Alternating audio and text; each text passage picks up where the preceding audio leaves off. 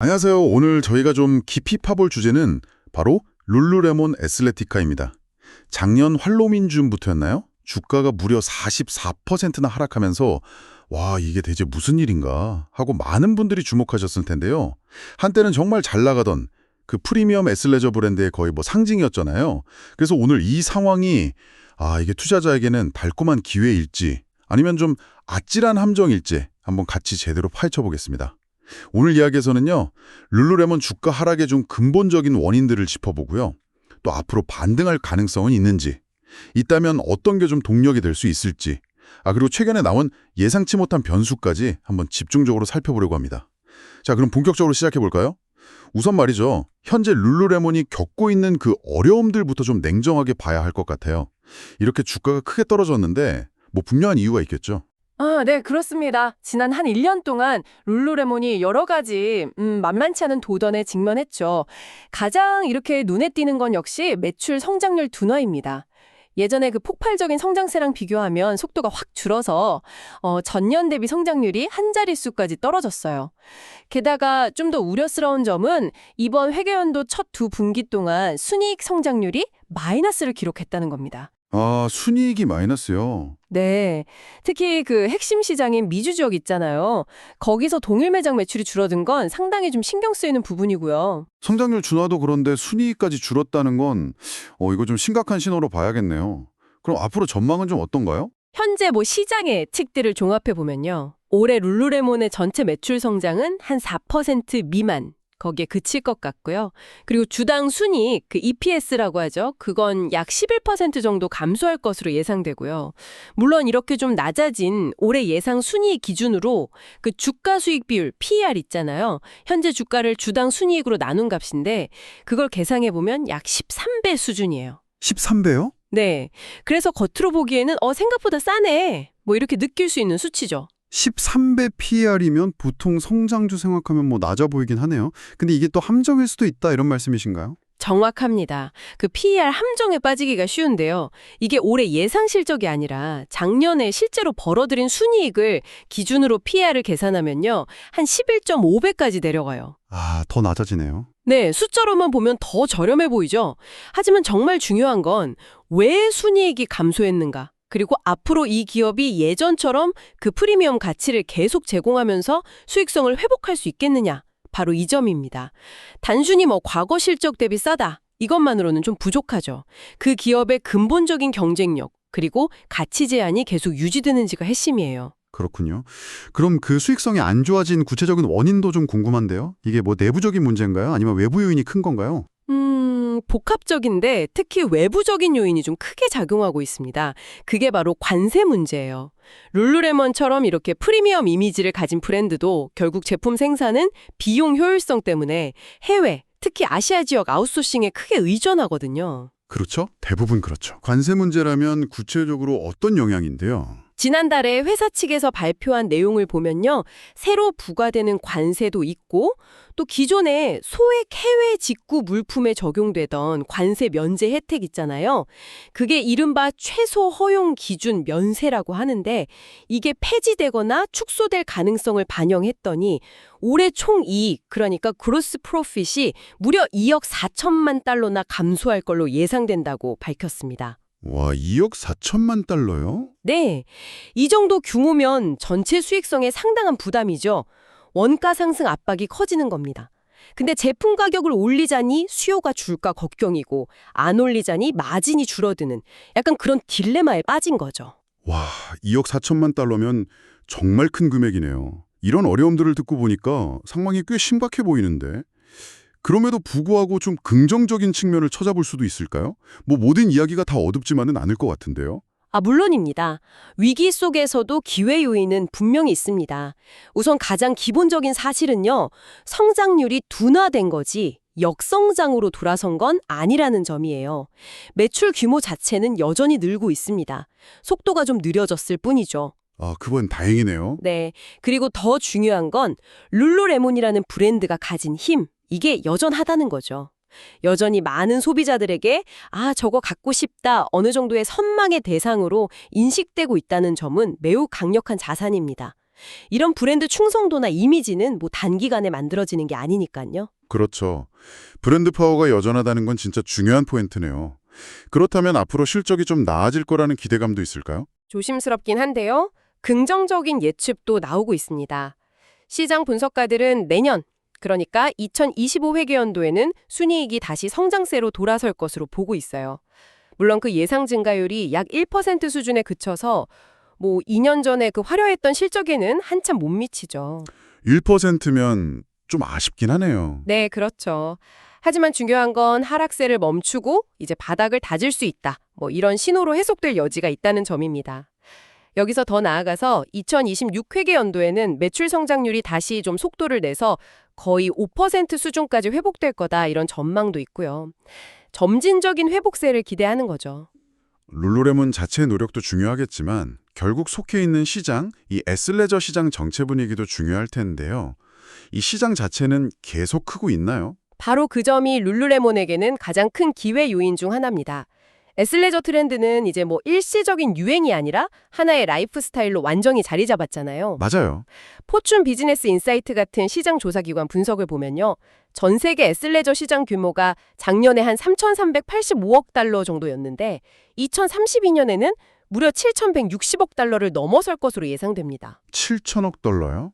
와, 네, 연평균 상상률 CAGR로 환산하면 거의 10%에 육박하는 엄청난 성장세예요. 연평균 10%면 시장이 그냥 2배 이상 커진다는 거네요. 맞습니다. 이렇게 거대하고 또 빠르게 성장하는 시장에서 룰루레몬이 현재의 그 프리미엄 포지셔닝을 잘 유지하고 또 변화하는 소비자 트렌드에 맞춰서 혁신을 계속한다면 지금의 어려움을 딛고 다시 성장 궤도에 올라설 잠재력은 충분하다고 볼 수 있습니다. 관건은 이 큰 파이를 얼마나 효과적으로 가져오느냐겠죠. 알겠습니다. 어려움도 있지만 확실히 브랜드 파워나 시장 성장성 같은 긍정적인 면도 분명히 있네요. 근데 최근에 이 구도에 좀 새로운 변수가 등장했다면서요. 바로 그 아메리칸 익스프레스, 아멕스 카드와의 파트너십이요. 이게 또 어떤 영향을 미칠지 정말 궁금합니다. 어떤 분석가는 이게 좀 자기 개인적인 경험이랑 연결해서 흥미로운 시각을 제시하기도 있다고요. 이게 예상치 못한 와일드 카드가 될 수도 있을까요? 네, 이게 상당히 흥미로운 움직임이고 시장에서도 좀 주목하고 있어요. 구체적으로는 아멕스 플래티넘 개인카드 소지자들 있잖아요. 그분들한테 분기별로 75달러 상당의 룰루레몬 크레딧을 주는 혜택이 새로 시작됐습니다. 이 크레딧은 룰루레몬 매장이나 공식 웹사이트에서 현금처럼 쓸 수 있고요. 분기별 75달러면 네. 1년에 300달러인데 꽤 큰 혜택인데요. 와.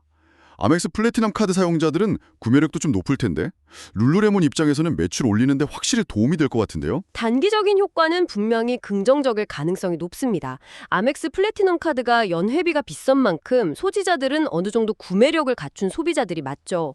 이분들이 공짜로 생긴 75달러 크레딧을 쓰려고 룰루레몬 매장을 가거나 온라인 스토어를 찾게 될 거예요. 그리고 75달러짜리 제품만 딱 맞춰 사기보다는 이 크레딧에 자기 돈 좀 더 보태서 더 비싼 거 살 가능성도 높고요. 그렇죠, 그렇죠. 따라서 다음 분기 실적 발표, 아마 12월 초쯤으로 예상되는데요. 이때 룰루레몬의 매출, 그 톱라인 수치는 시장 예상치를 넘어설 가능성이 충분합니다. 새로운 고객을 끌어들이거나 기존 고객의 구매 빈도를 높이는 효과가 바로 나타날 수 있죠. 와, 그렇게 들으면 정말 좋은 전략 같은데요.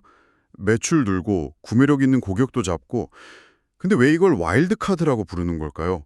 뭔가 좀 숨겨진 이면이 있을 것 같은 느낌인데요. 맞습니다. 바로 그 지점의 핵심입니다. 단기적인 매출 증대 효과 뒤에 숨어있는 잠재적인 문제점들 때문에 와일드카드라고 불리는 거죠. 크게 두 가지 측면에서 우려가 나옵니다. 첫째는 수익성, 그러니까 바텀라인 문제고요. 둘째는 어쩌면 더 중요할 수 있는 브랜드 이미지 희석 가능성입니다. 아, 수익성 문제부터 좀 자세히 설명해 주시죠. 그 크레딧 비용은 누가 내는 건가요? 아멕스가 다 내는 건 아닐 테고. 그렇죠. 아멕스가 자선단체는 아니니까요.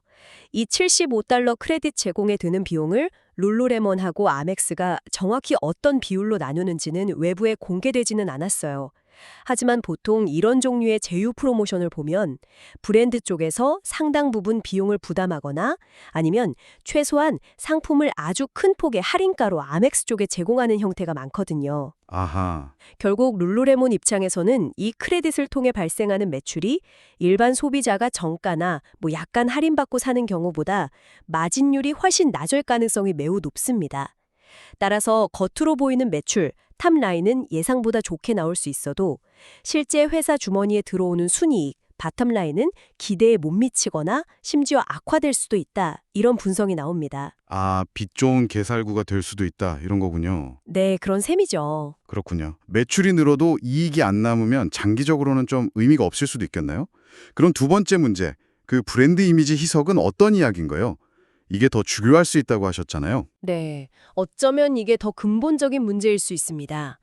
룰루레몬은 그냥 운동복 브랜드가 아니라 높은 가격에도 불구하고 소비자들이 기꺼이 사는 프리미엄 브랜드, 약간 패션 아이템으로서의 지위를 만들어 왔잖아요. 그렇죠. 상징성이 있죠. 그런데 이 아멕스 크레딧은 평소에는 룰루레몬 가격이 좀 부담스러워서 구매를 망설였거나 혹은 룰루레몬 브랜드 자체에 큰 관심이 없던 사람들까지도 공짜 크레딧 생겼네? 한번 사볼까? 이런 마음으로 구매하게 만들 수 있다는 거죠. 그게 왜 문제가 되는 거죠? 새로운 고객을 유치하는 거 아닌가요? 좋은 것 같은데? 바로 여기서 아까 잠깐 언급했던 그 분석가의 관점이 좀 흥미로운데요. 그 분석가가 주변의 아멕스 플래티넘 카드 소지자들이 이 혜택에 어떻게 반응하는지 보면서 이런 우려를 제기했어요. 단순히 공짜니까, 안 쓰면 아까우니까 이런 이유로 룰루레몬 제품을 사서 입는 사람들이 늘어난다는 겁니다.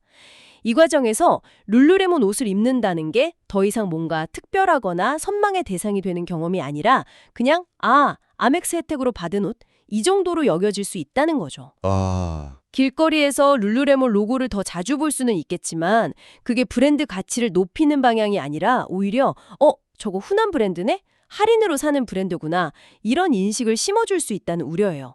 프리미엄 브랜드한테는 그 희소성하고 선망성이 되게 중요한 자산인데 이게 희석될 위험이 있다는 거죠. 와, 정말 생각지도 못한 관점이네요. 단기적인 매출 증대라는 달콤함 뒤에 장기적으로는 수익성 악화랑 핵심 자산인 브랜드 가치 하락이라는 좀 씁쓸한 대가가 따를 수도 있다. 이런 거군요. 그럼 이 모든 상황을 좀 종합적으로 어떻게 판단해야 할까요? 룰루레몬 주식, 지금이 기회일까요? 아니면 좀 피해야 할 함정일까요? 네, 결론적으로 현재 룰루레몬은 명확한 기회하고 또 심각한 위기가 정말 정면으로 충돌하고 있는 아주 복합적인 상황입니다. 주가는 과거 고점 대비 상당히 매력적인 수준까지 내려와 있어서 밸류에이션만 보면 싸다고 느낄 수 있어요. 성장하는 애슬레저 시장이라는 든든한 배경도 있고요. 네, 그렇죠. 하지만 동시에 둔화된 성장세, 또 수익성을 갉아먹는 관세 부담, 그리고 방금 우리가 깊이 얘기 나눈 MX 파트너십이 가져올지 모르는 브랜드 이미지 손상이라는 실질적인 위험 요인들이 발목을 잡고 있습니다. 핵심은 이거 같아요. 주식의 가격은 저렴해 보일 수 있지만 룰루레몬이라는 브랜드 자체는 결코 저렴해져서는 안 된다는 것. 프리미엄 브랜드로서의 가치를 어떻게 지켜내고 소비자들이 여전히 기꺼이 높은 가격을 지불할 만한 그 특별함을 유지할 수 있느냐. 이게 앞으로 룰루레몬의 장기적인 성패를 가를 가장 중요한 열쇠가 될 겁니다. 오늘 룰루레몬을 둘러싼 여러 가지 측면들을 정말 깊이 있게 들여다봤네요. 성장 둔화나 관세 문제 같은 현실적인 어려움부터 시작해서 여전히 강력한 브랜드 파워나 거대한 시장 성장성이라는 기회 요인, 그리고 마지막으로 아멕스 파트너십이라는 정말 흥미로우면서도 약간 양날의 검 같은 그런 변수까지 정말 다각도로 살펴본 것 같습니다. 과연 룰루레몬이 이런 도전 과제들을 잘 헤쳐나가면서 그들이 쌓아온 프리미엄 브랜드 이미지를 굳건히 지키고 다시 한번 좀 힘찬 성장세를 보여줄 수 있을지 주목됩니다. 오늘 저희 이야기를 들으시면서 여러분 어떻게 생각하시나요? 기업이 아멕스 파트너십처럼 단기적인 매출 증대를 위해서 좀 공격적인 프로모션을 활용하는 것이 장기적인 관점에서 봤을 때 브랜드 가치에는 궁극적으로 어떤 영향을 미친다고 보시는지요? 어쩌면 룰루레몬뿐만 아니라 다른 많은 프리미엄 브랜드들도 좀 비슷한 고민을 하고 있을지 모르겠습니다. 이 질문에 대해 한번 생각해 보시는 것도 오늘 저희가 나눈 이야기들을 곱씹어보는 좋은 기회가 될 것 같습니다. 다음 시간에 더욱 흥미롭고 유익한 분석으로 다시 찾아뵙겠습니다.